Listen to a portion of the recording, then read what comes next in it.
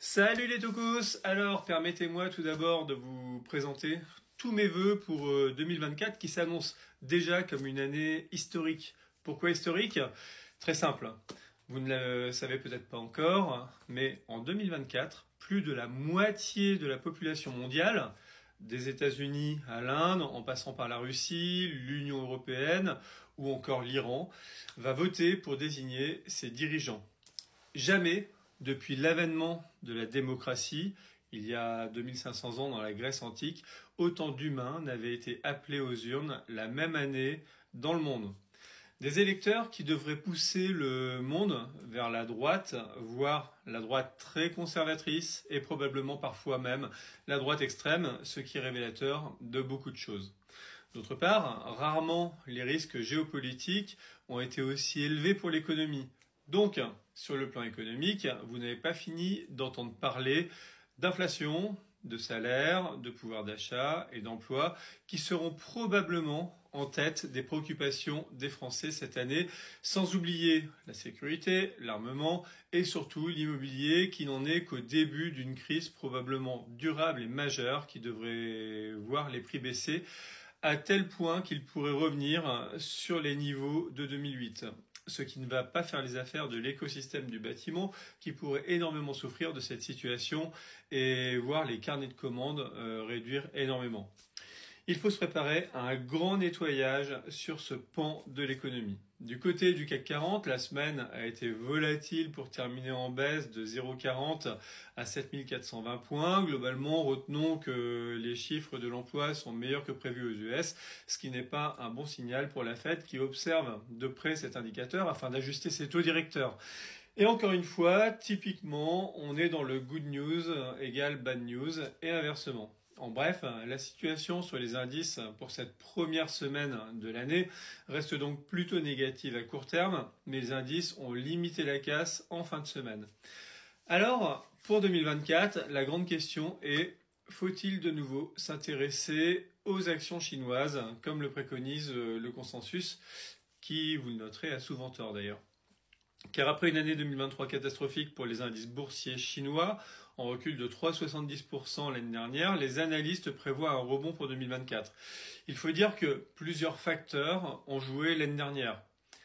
Une reprise économique lente après 3 ans de pandémie, l'absence de plans de relance gouvernementaux ambitieux et les turbulences dans le secteur immobilier en proie à un fort endettement.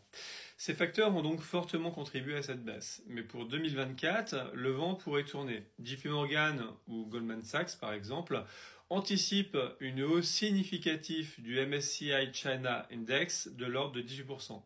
Ils parient sur une reprise de la consommation, un soutien gouvernemental plus marqué, car Xi Jinping n'aura pas d'autre choix s'il souhaite rester un acteur majeur de l'économie mondiale, et un retour des investisseurs internationaux est fortement envisagé. Rappelons qu'en 2023, les capitaux étrangers se sont retirés en masse du marché boursier chinois, ne laissant seulement que 4 milliards de dollars environ investis sur la bourse chinoise, ce qui est absolument dérisoire comparé aux investissements de début d'année.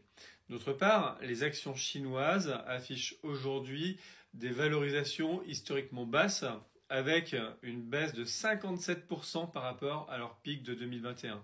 L'espoir d'une relance gouvernementale est donc l'argument majeur pour une hausse en 2024, bien que cette relance soit toujours attendue. De notre côté, nous avons évité l'investissement sur cette zone géographique en 2023 en l'excluant de nos allocations, principalement pour des questions de gouvernance. Cependant, les niveaux actuels de valorisation nous amènent à envisager de reconsidérer notre position.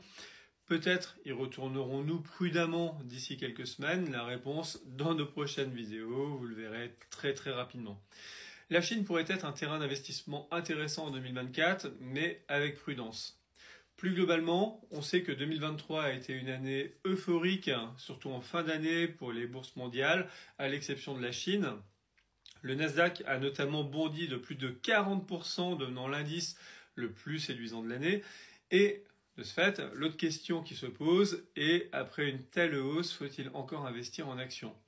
Eh bien, nous recommandons pour cette année de la sélectivité. En effet, si on considère uniquement 2023, la hausse des indices est spectaculaire, mais en regardant 2022 et 2023, finalement, nous pensons qu'il y a encore du potentiel. La tech est en pleine explosion, les small cap et mid cap sont à la ramasse depuis 1 ou 2 ans malgré le rebond de 2023. L'immobilier coté va mieux dans la perspective de la baisse des taux et les obligations datées permettent d'envisager une année plutôt sereine en termes de rapport rendement-risque selon ce qui va se passer bien sûr sur les taux. Donc nos convictions restent pour le moment pratiquement inchangées pour 2024 par rapport à 2023 et pour une approche plus détendue, optez pour des versements programmés sur vos contrats d'assurance vie et sur vos PER afin d'atténuer les fluctuations boursières. Enfin, si nous parlons des produits structurés, en 2023, ils ont séduit de nombreux investisseurs grâce à leur potentiel de rendement élevé couplé à une protection du capital. Ces produits offrent des gains fixes et prédéfinis avec des barrières de protection connues à l'avance. La demande est donc forte et en forte hausse pour 2024 et nous les concevons sur mesure chez Centaure Investissement pour nos clients. Enfin, nous ne pouvons pas conclure sans aborder ce qui sera probablement le sujet crucial qui marquera incontestablement l'année 2024. Je parle des élections américaines. Cette échéance politique majeure retient déjà l'attention et pas seulement pour les enjeux électoraux classiques, mais aussi pour les batailles juridiques en coulisses. La candidature plus que probable de Donald Trump et les défis juridiques qu'elle soulève sont au cœur des débats actuels. Trump a déjà lancé des actions en justice contre plusieurs États, dont le Maine et le Colorado, concernant leur décision de l'exclure tout simplement de la course électorale.